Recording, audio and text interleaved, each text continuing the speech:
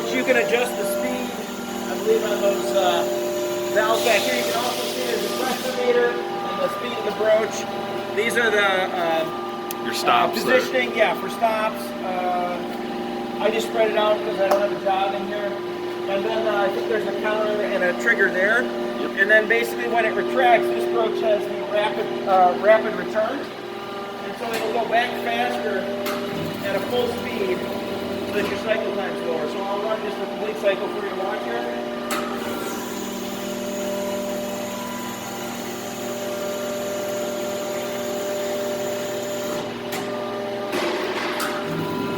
Oh yeah, it goes in one cycle.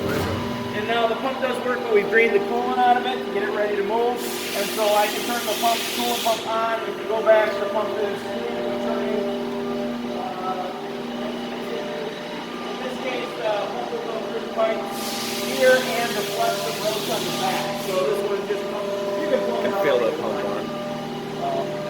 I'll just turn off the coolant. If you wanted to, just so you know, this Broach. You can stop it in this cycle wherever you want and start it again when you're jogging for a setup when it's kind of nice, and then same thing with return.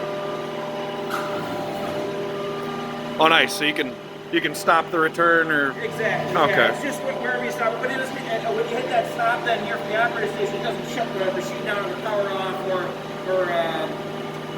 create an issue for your setup, so it's just just a quick stop. Nice. Again, one more time.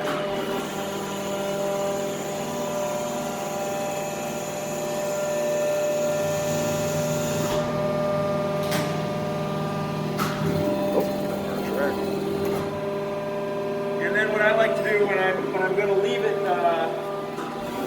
shut it down for the day, is I just leave it in the middle of the cycle, like that. And,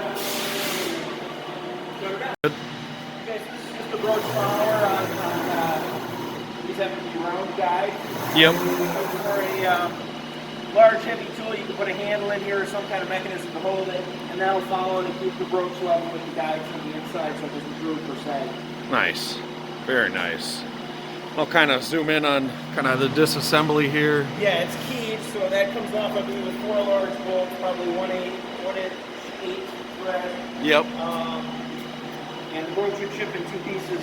This also is all this tooling and fixturing is completely modular. You can take that off and put whatever you want on there for standard tooling. They, customer we bought it from that we were running some stuff was certain timing and orientation of a keyway, so you could adjust it, have a fine adjustment. Oh, nice. Okay. Very nice.